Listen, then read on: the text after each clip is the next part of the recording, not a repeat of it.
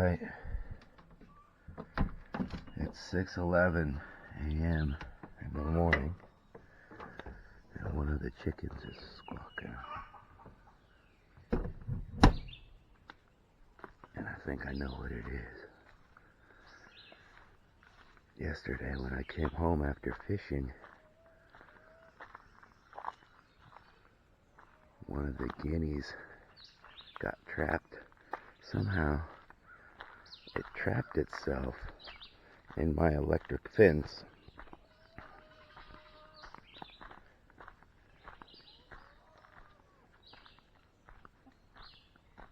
And it wrapped its wing around the wire and got stuck on this post. And I had to come over here and cut the wire on both sides and then untwist it from its wing. This was wrapped around its wing, so its wing is broken and pretty damaged, and the electric fence was shocking the poor bird the whole time it was trapped there. So I turned it off, and the guinea let me walk right up to it, and I freed it, and it was not doing good. So I brought it inside the chicken coop. It was stuck in the sun all day right here being shocked, so I brought it in there. Couldn't even stand on its own.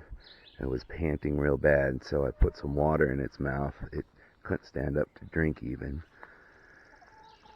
but I put some water in its mouth, and then after I got back from eating fish, the guinea's doing much better. So that's what the chickens are squawking about. They usually don't like guineas in their pen. I thought a bunch of other guineas had jumped in to meet that one, but they're just being cautious. So this poor guinea is going to be staying in the chicken coop until it can kind of recover. I don't know if it'll ever be able to fly again, but it's doing better today than it was yesterday. But yeah, that's an update on the guinea. I went fishing yesterday with my neighbor Dickie for the first time, and his daughter Rochelle and Danny Mac. We had 2 boats. We caught a bunch of fish, including 3 big carp that I put in my lake. So I'll show a picture of those 3 carp. Here's 3 big carp. The one that's upside down, he still survived. They were just in cold water, but they swam away when I put them in the lake. Put them in the lake and they swam right off. So I'm excited to have some carp to eat a lot of this green vegetation here. So I told them anytime they go fishing and catch a carp, save it for me and I'll put them in my lake. But alright. Oh, while I'm out here, I got my garden done on Monday. So right here, this is all 4 zucchini plants, and this big thing so that the zucchini can grow up there. Here I have 3 jalapeno plants, and this to help support them. On this side I have 3 of these mini bell sweet peppers here. I think once these grow up, they're going to be too bushy and crowd each other, so I just planted 3, and I'll pick the strongest, biggest one, and probably keep the outer ones and maybe the middle one, depending on how big they get. Over here, I have 2 Beefmaster tomato plants.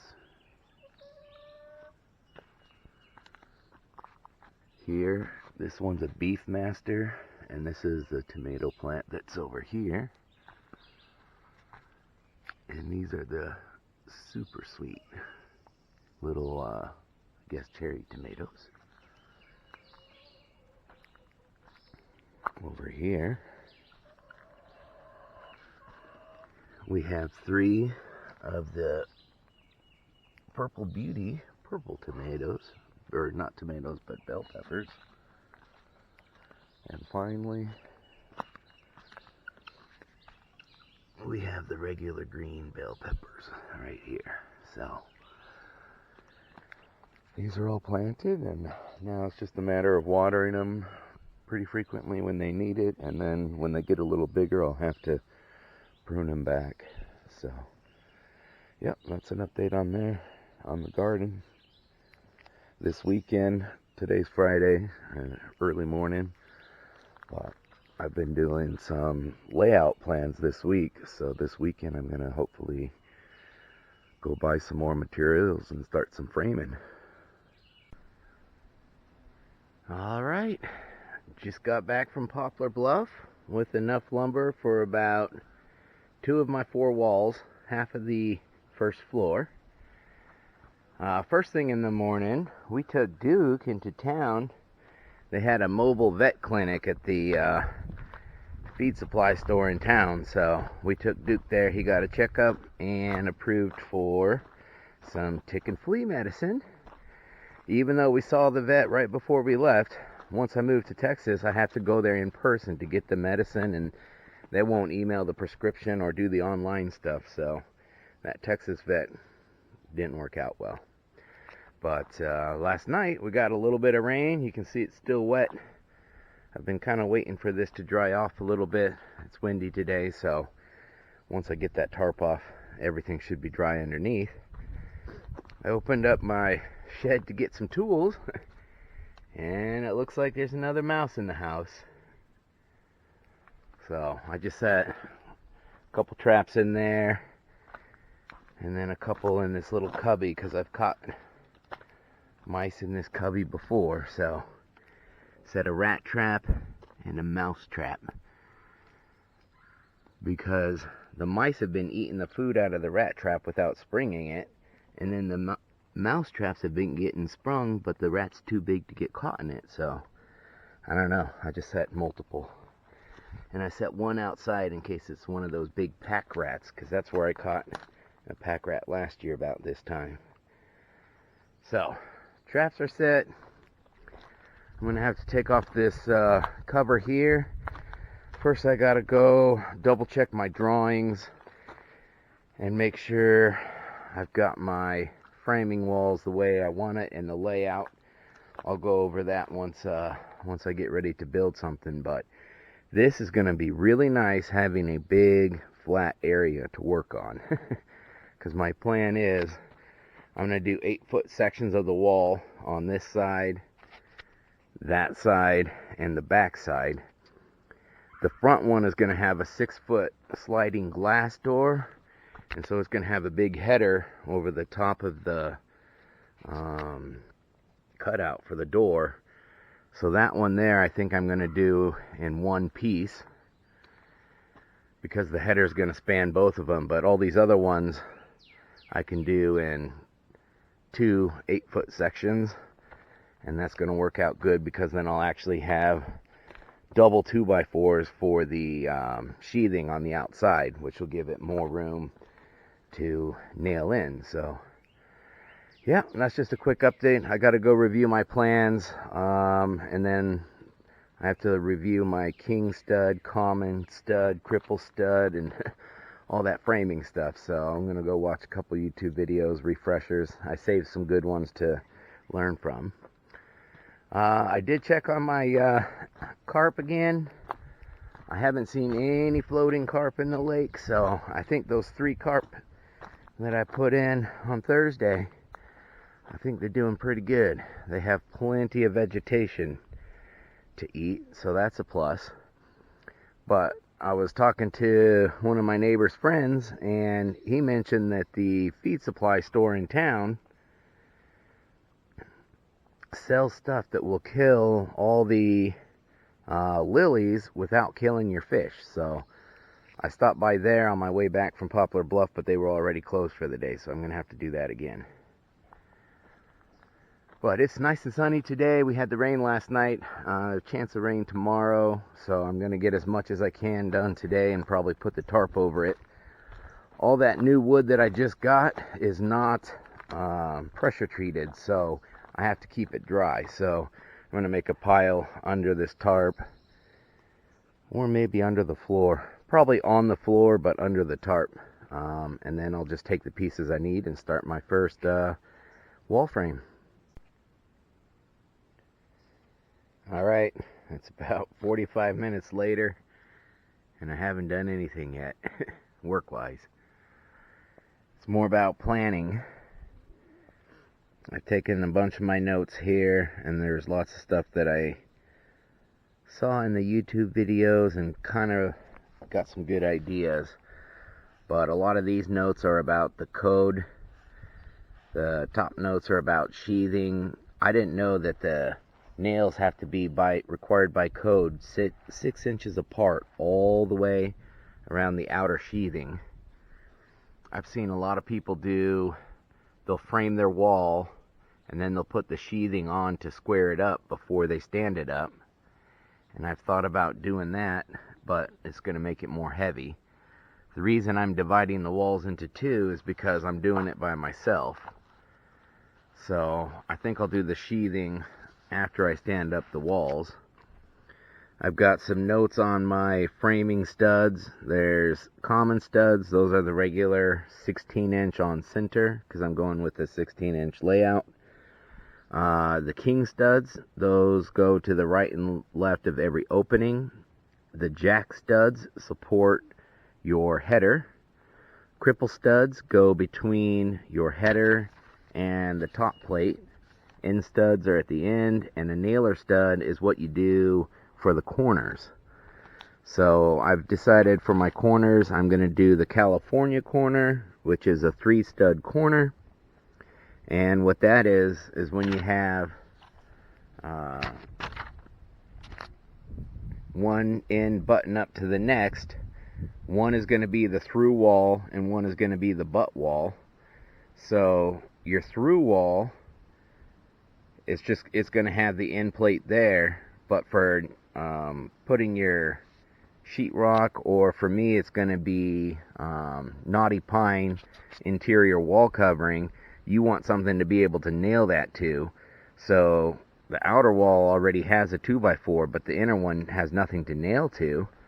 So that's why they do the 3-stud corner, which once I actually get to my top plate and bottom plate and doing the framing, I'll show you more so that you can understand. But they call it a California corner because you're not filling up the whole corner with wood. You're still leaving room for insulation, but you're putting enough wood that you can nail from the outside with the sheathing and also the inside with the sheetrock, or I guess the knotty pine wood, whatever you're going to use for your walls inside. So that's the through wall, the butt wall. I'm going to have a floor plate and a top plate with all my studs in between.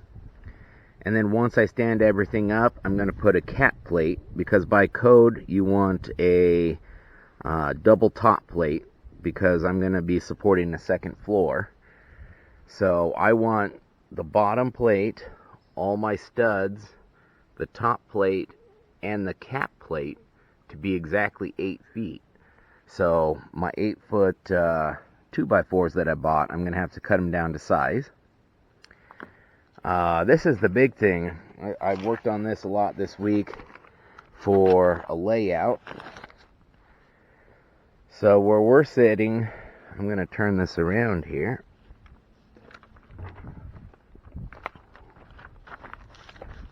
We'll come over to this other table to help it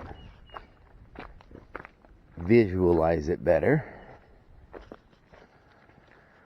But this is going to be the front of my house, and where that 2x4 is, there's going to be a 6-foot sliding glass door onto a walkout deck out here. So that's the deck, 6-foot sliding glass door. Back there on the northwest side is where I'm going to put my door, because that's the lowest point. The least amount of stairs to get into the house is over there. I could put a door over here, but then you got to go up and down all these stairs. I might as well do it where the least amount of stairs are. So that's how I chose the location for the door. Stairs I want to be out of the way. So when you first come in the door swings in. If you turn to the left as you're coming in, you go up the stairs to the upstairs. Under the stairs halfway through here, there's going to be a little, our original plan was to put a toilet right there, and then a 4-foot by 4-foot shower under the top platform there. I think I've changed my mind on that, but we'll go through it some more. I have a stove right inside the door because as you go in and out, that's when the cold air comes in the wintertime. And if I put the stove right here, all the heat from the stove is going to come up through. The top floor is not going to have anything here where the stairs are all the way across. So the heat will just be able to come upstairs and heat the upstairs. I'm going to have a couch here with a window. I'm going to have a table with some chairs in the middle there. And then my kitchen layout, I'm going to have the stove, sink, prep counter, and fridge. I was looking it up. I didn't know whether the sink should be closer. So the prep counter, I said, should the prep counter be closer to the stove or the sink? And they said ideally you want the prep counter between the stove and the sink. So I'm going to move the sink over here, which means my window goes with the sink. Prep counter is going to go here next to the stove. Fridge will be over here, and that's the first floor. Over here I'm going to have some little doors under the stairs. That's going to be like pantry, storage area. Now that I'm not doing the bathroom on the first floor, I'll probably slide this back a little bit, and this will be a pantry and just a storage area. And then on the second floor, the whole reason that I moved the bathroom upstairs was because I went to draw my second floor, and all I had was a bed and a desk. And it looked so empty. I was like, well, what else could I throw in here? I was like, well, I might want a dresser. I was like, I could put in a closet. And then I was like, it'd be nice to have a sink upstairs. But what I've decided is, since the bathroom is going to be crowded under the stairs, I'm just going to cut out a big corner here for the bathroom. It's going to have its own window. It's going to have a toilet so you have views, because then right now my bucket sits over there and I have great views. I can sit in my bathroom with the roof on, with a window, and still have great views. So this window is going to go into a bathroom here. It's going to have a shower and a toilet here and a sink. The closet I'm going to move somewhere else. I haven't decided exactly where. I might put it here where the dresser is. I do want to have 2 windows on this wall because this is the south facing wall with the good lake views. So one's going to be in the window, one I'll be able to look out from my bed. I put the bed here strategically because this is a handrail here, and this is all open here, going up the stairs, and even the door is going to be right down here on the first floor. This is all open because the stove is right there, and then the heat can come up and heat me upstairs in the wintertime. So that's the whole idea of having the bed there and the open floor. I won't need this sink here. That's going to go in the bathroom.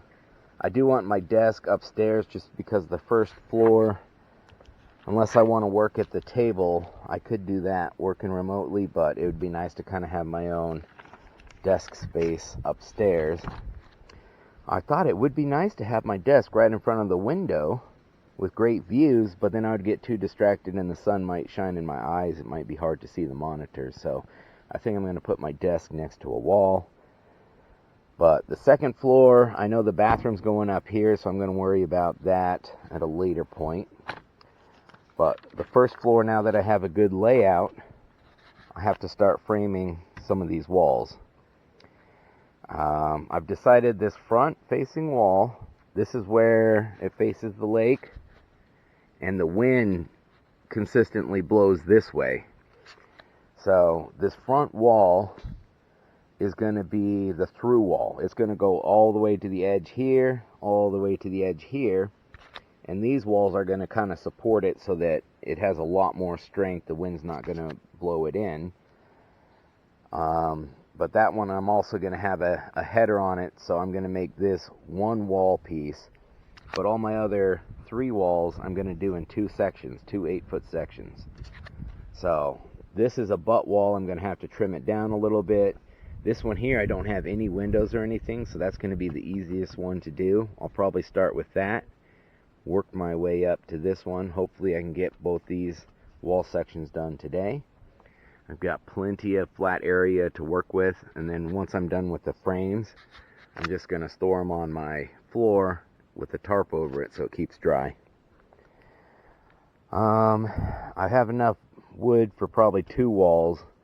I haven't decided which walls I'm going to tackle today.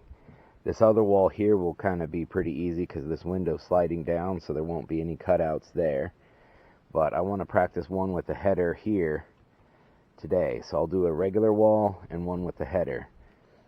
But I've decided these side walls, because they're a butt wall here, they're going to be a through wall on this corner. So that's going to stop it from kind of going that way. The top plates screw into everything, and it's bolted down to the floor real good, or nailed down to the floor real good. So there really isn't a chance of it blowing in, but just to make me feel better, I'm going to have a butt wall here and a through wall there.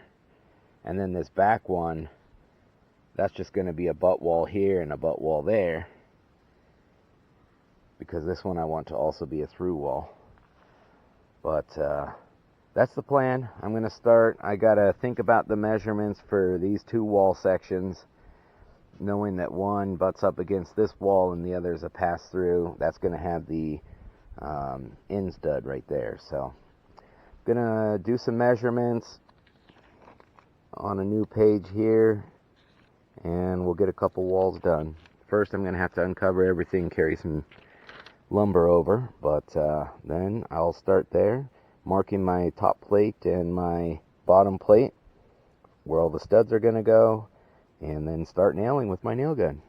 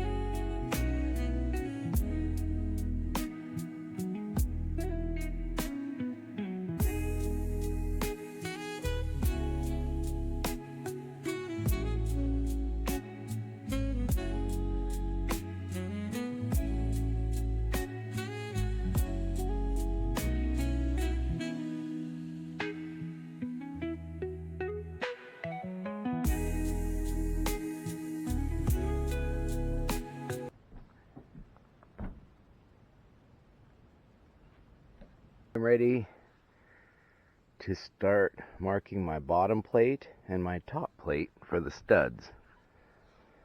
So first thing I did was I blew up the west wall here.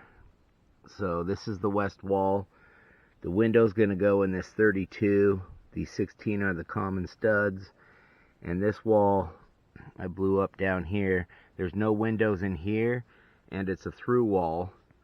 So this is going to be exactly 8 feet long, and we're going to have an end stud, a nailer stud, common studs all the way down on 16 inches, and an end stud.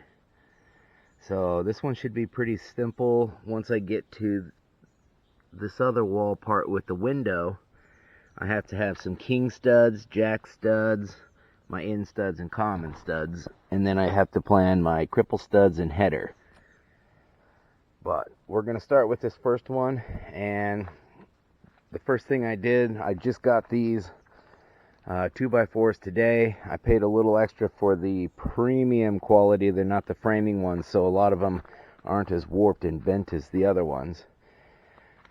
I took my square here and made sure that both these ends were square, and then I was going to cut it to be exactly 8 feet, and I measured it, and both of them were exactly 8 feet already, so perfect length.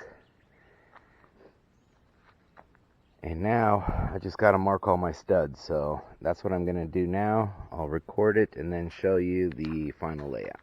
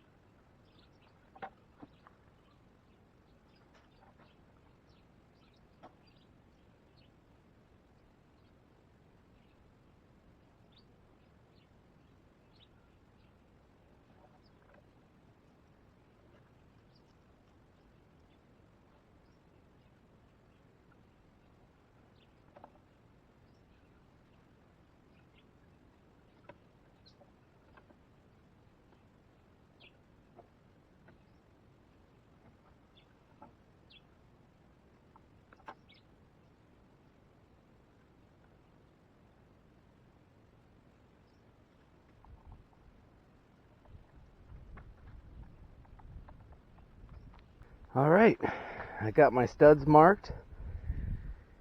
These are upside down because I started over there, but these are the end studs. This is one of the 16 inches on center. This is my top plate, my bottom plate, another 16 inch on center, 16 inch on center. Oh, forgot to draw my line there. I learned that crow's feet are good. I usually used to just do one mark, but if you do a crow's feet, it's easier to always hit the dead center. So I learned that on YouTube. Another 16 inch on center. End studs. And now we've got our nailer studs here and here. This just kind of flips over like a clam. So this is going to end up right on top of this. Since this is my bottom plate, this is going to be facing outside. I can nail my outer sheathing into a 2x4 this way. The other wall is going to come right here, 3.5 inches, but there'll still be a little bit of space here because I'm putting this nailer stud in. That's where I'm going to nail my knotted pine shingles, I guess, or whatever goes on the wall for the knotted pine. But if you had sheetrock or something, you could nail it to that nailing stud. So that's going to give me a full wall length to nail the corner of the knotted pine. The other wall that bumps up to this is going to have an end stud right here, so I'll have something to nail into that way. So now it's just a matter of drawing my last line, laying everything out up there nice and square, getting my nail gun out, and putting up my first frame. Alright, I've got my boards up here with the studs laid out, and I put my nailer stud on the bottom, so that makes it easier to hold. I don't have to hold it up and nail.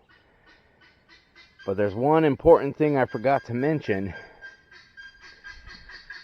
Over here you see all these pieces of wood cut off. Each piece of wood is exactly 4.5 inches, because I want my wall to be exactly 8 feet tall. And I'm going to have, I already have a bottom plate. I've got a top plate, but I'm also going to have a top header, which is one more 1.5 inch 2x4 on the top. So I had to cut off, each of these is 8 feet when I got them, so I had to cut them down by 3.5 inches for each stud. So now I am ready to nail. And a lesson learned, I marked center line on all of these, but once you get your board there, it's hard to see center line. So I'm going to make this work for this one, but the next one I'm just going to mark one side, or maybe what I see on TV all the time is they mark, or YouTube channels, they mark both sides. That way you know whether you're over one way or the other. So rather than center line, next time I'm just going to mark where the sides are of the 2x4. So, but this is good enough to get started. I'm going to go ahead and nail it and hopefully have my first partial wall done.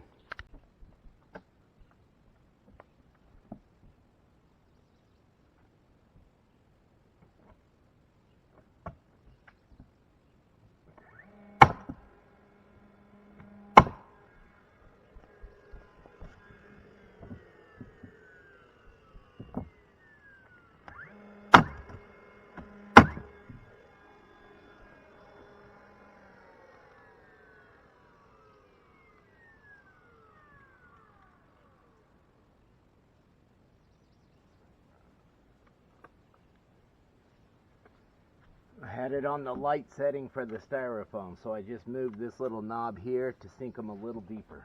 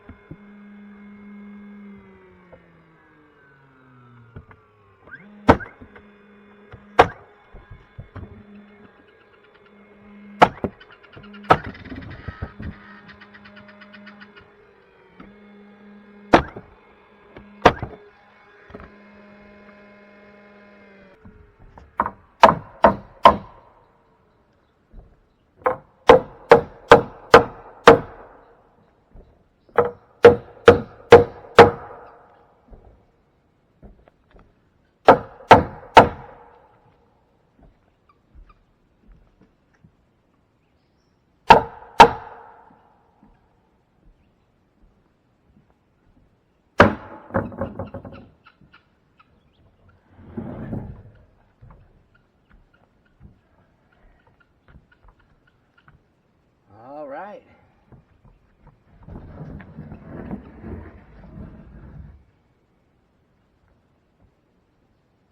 First one is done.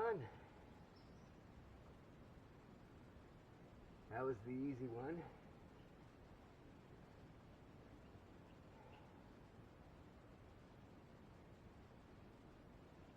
So far, so good.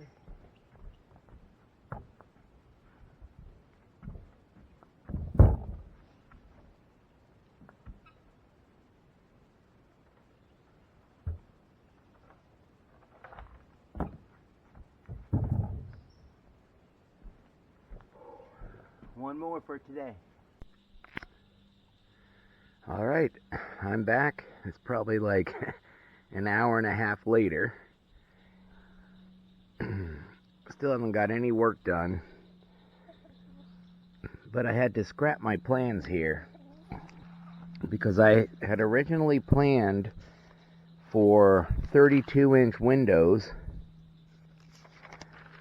specifically because I wanted them to fit between two standard studs so that I could use those as my king studs and simply put a jack stud to hold the header up here. But a 32-inch window needs a cutout of 32 inches. The distance between the studs is only 32 minus 1.5, so 30.5 inches just between the studs. But then you have to add your jack studs in there to support the header, so you've got to subtract another 3 inches. So I would need a 27-inch window if I wanted to go between the studs, and that is not a commonly sold size.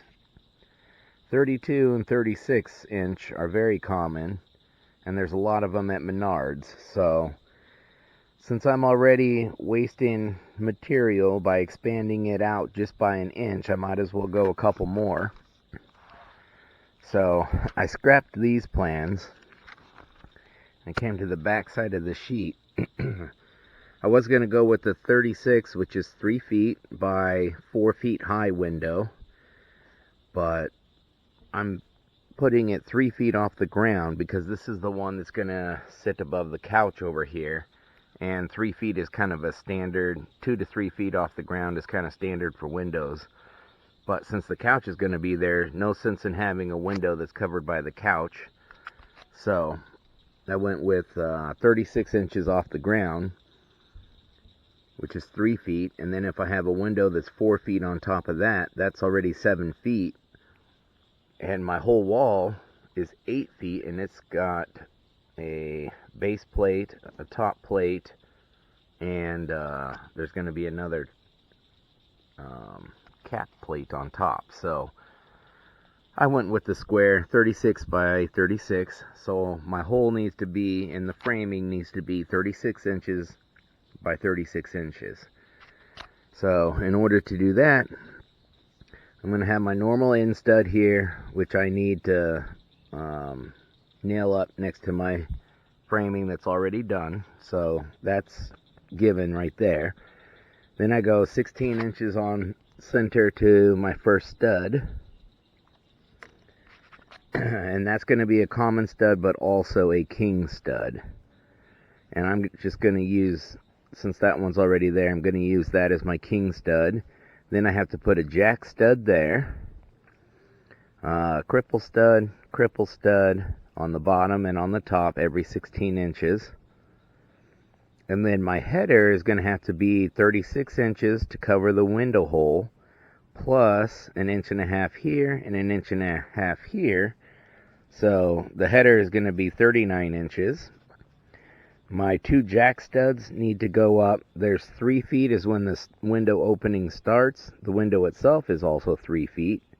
So my jack studs need to be 6 feet, which is 72 inches. And these bottom cripple studs are going to be 33 inches because the window sill is going to sit right there. And then finally, these cripple studs up here I didn't measure yet because I'm not exactly sure what I'm doing for my header. I think I'm just going to put, that's why I got this OSB board, because a lot of what people do for headers is they'll use a 2x4 or a 2x6. You stand it vertically and you sandwich a ½ inch in here, because these are both an inch and a half, so there's 3 inches. If you sandwich a 1/2 inch in there, that makes that 3.5 inches, which is exactly the width of a 2x4. So I think that's my plan now. I'm going to go ahead. I also have to do the same thing, cut off 4.5 inches on all the studs that are going to be in this wall. So I need 6 studs, cut off 4.5 inches, so it's going to be 91.5 inches. And then I'm going to also make sure that the bottom plate and the top plate are exactly 8 feet. So that's my next step. It's starting to get dark, but I really want to get this one other wall done tonight. So I might have to break out my work light if it gets too dark. So I'm going to bring some boards over here, measure and cut, and then I'll record the assembly over there. And that's about it for now. Alright, I went over here, found 2 of the straightest boards I could find for my king studs because they'll be going next to a window. I also want to find very straight boards, but for the bottom and top as well.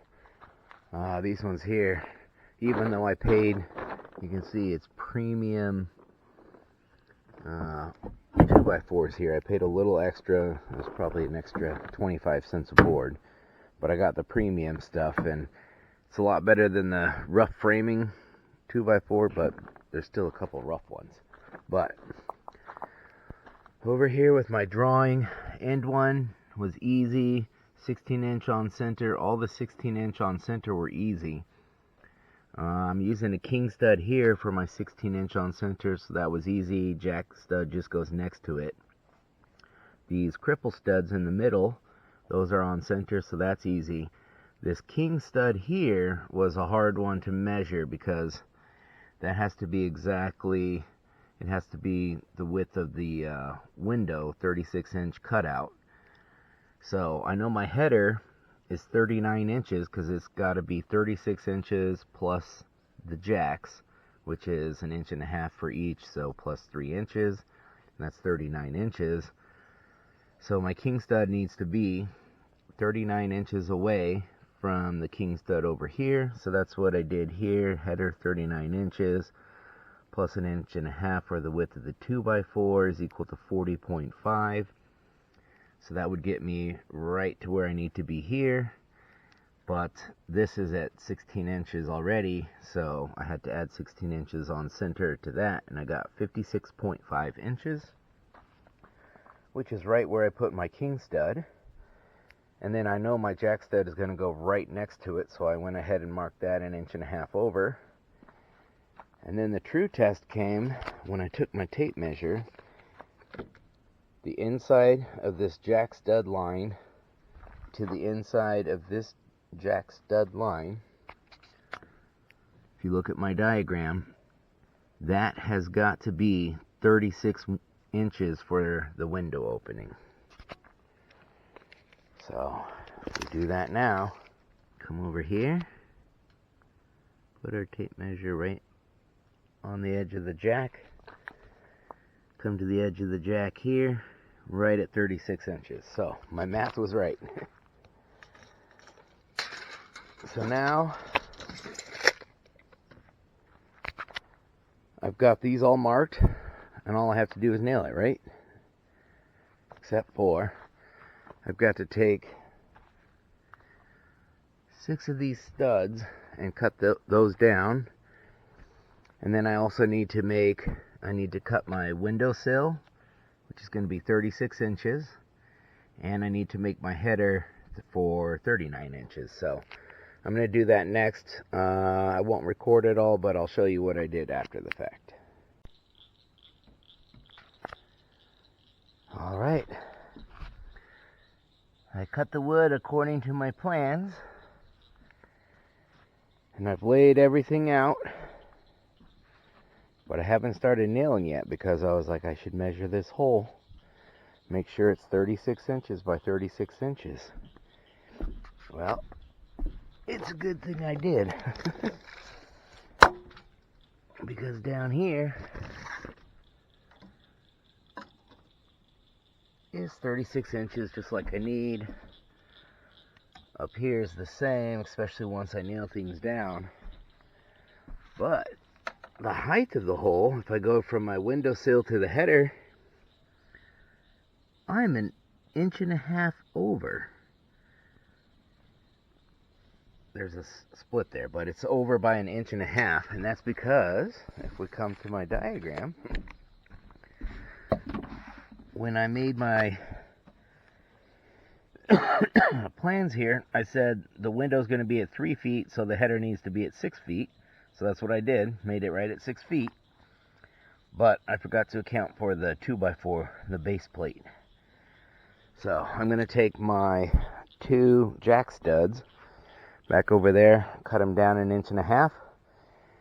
Then I just cut these. This header needs to go like this, so it's going to sandwich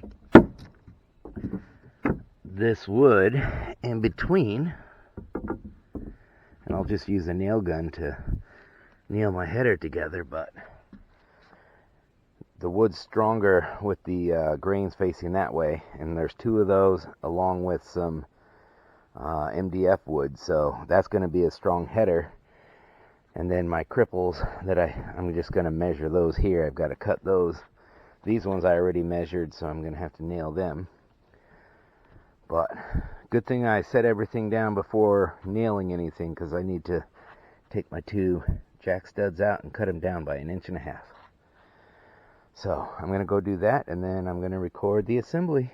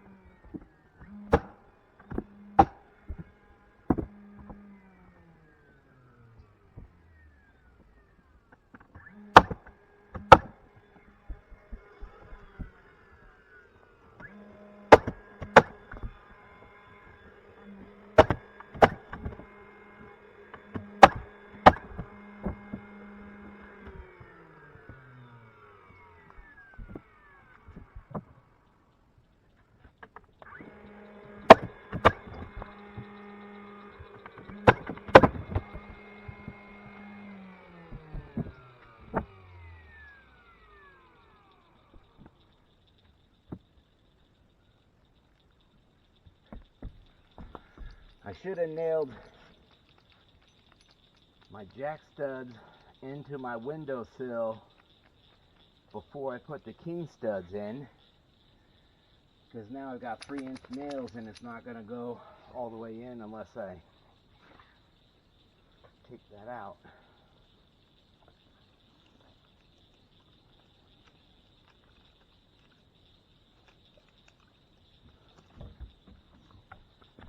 I have an idea.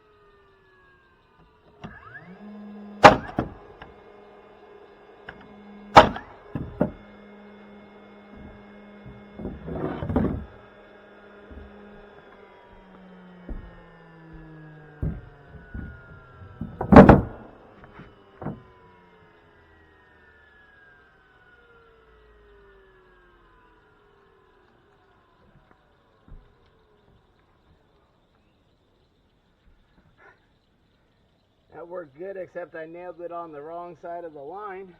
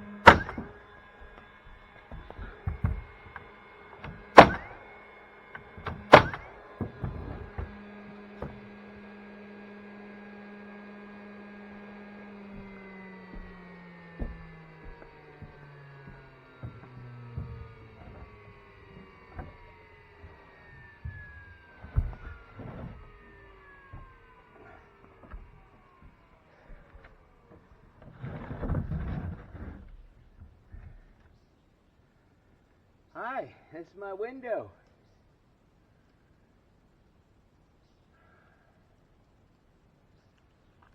That's 2 down today. And I figured out the window thing, so that'll make some of the other walls go faster.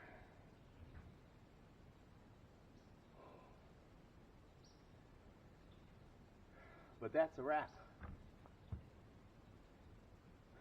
Now I just gotta lay everything down and cover it up so in case it rains tomorrow.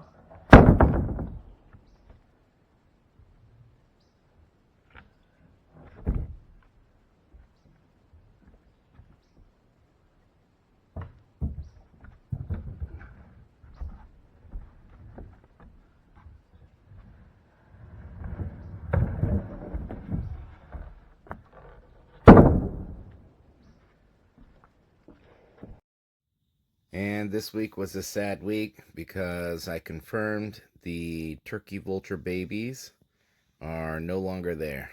I think this coyote got them. Caught it on my camera.